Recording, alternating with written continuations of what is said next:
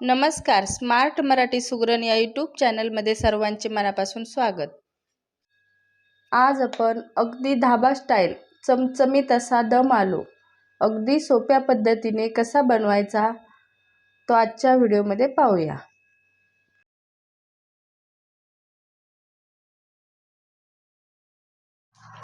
खाण्यासाठी तयार आहे आता आपला दम आलू. धाबा स्टाईल दम आलू बनवण्यासाठी इथे मी अर्धा किलो असे छोटे छोटे बटाटे घेतलेले आहेत. हे एकदम असे छोटे आकाराचे बटाटे घ्यायचे, कारण हे बटाटे आपल्याला कापायचे नसतात म्हणून. तर आता सुरुवातीला आपण ह्या बटाट्याची साल काढून घेऊया.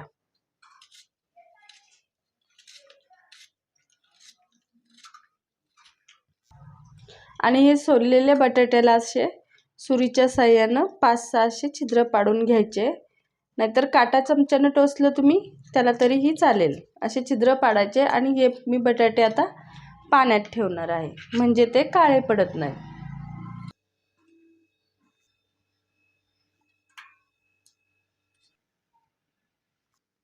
सगळ्या बटाट्याचे असे साल काढून झालेले आहेत. तर आता ह्या बटाट्यातलं आपल्याला पाणी काढून टाकायचं आणि हे बटाटे जरा कॉटनच्या कापडाने पुसून घ्यायचे, म्हणजे हे तेलात उडत नाहीत. आपल्याला शिजवून बटाट्याची भाजी करायची नाही, तर आपल्याला हे बटाटे तळून घ्यायचे.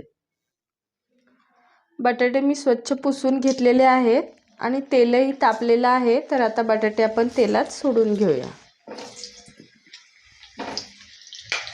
आणि असे आलटून पलटून बटाटे मस्त आपल्याला तळून घ्यायचे. चांगलं गोल्डन रंग येईपर्यंत तळायचे. आता बटाटे तळायला जरा वेळ लागतो, 4-5 मिनिट. तोपर्यंत आपण याचा मसाला पाहूया.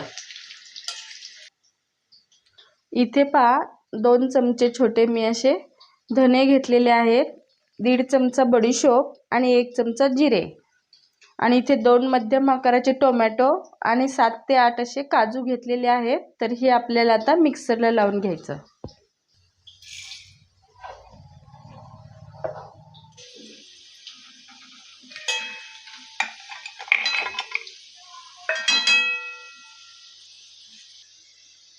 हे टोमॅटो तेही मिक्सरला लावून झालेलं आहे. तर आता आपण पाहूया बटाटे तळलेत का कसे.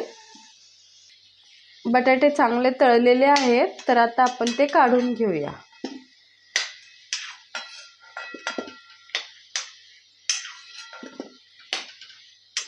दम आलू फोडणी घालण्यासाठी इथे मी 2 मध्यम आकाराचे कांदे असे बारीक चिरून घेतलेले आहेत. आणि हे तुम्हाला बारीक चिरायचे नसतील तर याची पेस्ट केली तरी चालते. आणि इथे मी 2 मिरच्या अशा अर्ध्या कापून घेतलेल्या आहेत. 2 चमचे गरम मसाला, थोडंसं अगदी हिंग घेतलेला आहे, अर्धा चमचा आमचूर पावडर, अर्धा चमचा हळद, आणि हे मी लाल तिखट घेतलेलं आहे. हे लवंगी मिरचीचं आहे, हे आपल्या आवडीवर वापरायचं. आणि इथे मी 2 चमचे असं आलं लसूण पेस्ट घेतलेली आहे, थोडीशी कोथिंबीर, चवीपुरतं मीठ, आणि इथे खडे मसाले घेतलेले आहेत बघा. अर्धा तमालपत्र, अर्धा चमचा जिरे, 1 चक्री फूल, 2 दालचिनीचे तुकडे आणि 2 हिरव्या वेलची आणि 5-6 काळी मिरी. कढईत मी 2 पळ्या तेल घातलेलं आहे. तेल आपल्या आवडीवर घालायचं आणि तेलही गरम झालेलं आहे. तर कांदा आणि मिरची आता आपण ह्या तेलात फ्राय करूया.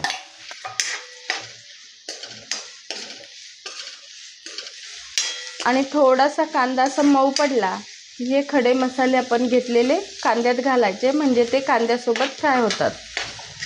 आणि सुरुवातीला घातले तर खडे मसाले करपून जातात, म्हणून ते कांद्यासोबत घालायचे.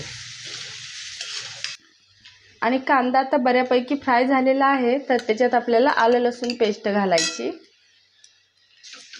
आणि तीही मस्तपैकी अशी फ्राय होऊ द्यायची. कांदा मस्त फ्राय झालेला आहे, रंग बदलायला लागलेला आहे. तर आता आपण हे टोमॅटो आणि काजूची पेस्ट घालूया आणि ही मस्त आता फ्राय करून घ्यायची. टोमॅटोचा कच्चेपणा दूर होईपर्यंत आपल्याला ही पेस्ट अशी फ्राय करायची, म्हणजे त्याच्यात कांदाही असा बारीक होतो. आणि हे मस्त फ्राय झालेलं आहे. हे तेलही सुटलेलं आहे. तर आता हे सुके मसाले पाहिलेले घालूया आणि तेही असे तेलावर मस्त फ्राय करायचे. आणि हे आपण धने, जिरे आणि बडीशोप याची अशी बारीक पावडर केलेली याच्या जागी तुम्ही रेडीमेड पावडरही वापरू शकता, पण हे अख्खे असे बारीक करून घातल्यानंतर ताजे ताजे मस्त त्याचा फ्लेवर मस्त येतो, म्हणून ते ताजे ताजे बारीक करून घालायचे. तर आता मसाला पण 1 ते 2 मिनिट असं तेलावर फ्राय करूया. आणि मसाला असा सुका करपू नये म्हणून त्याच्यात 2 ते 3 चमचे पाणी घालून आपल्याला मस्त असं फ्राय होऊ द्यायचं.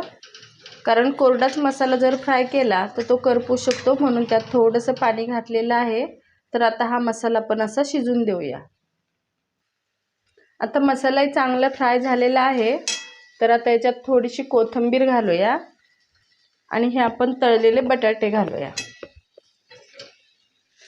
आणि बटाटे आता मसाल्यात चांगले मिक्स करून घ्यायचे. आणि हे बटाटे आपल्याला फ्राय वगैरे होऊ द्यायचे नाही, फक्त मिक्स करायचे. आणि आता आपल्या आवश्यकतेनुसार याच्यात पाणी घालायचं.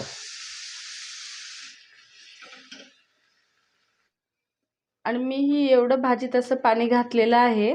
तर आता हे आपल्याला शिजवून घ्यायचं आहे, त्यामुळे ते आटून एकदम जरा कमी होऊ द्यायचं. आता आपण याच्यात मीठ घालूया.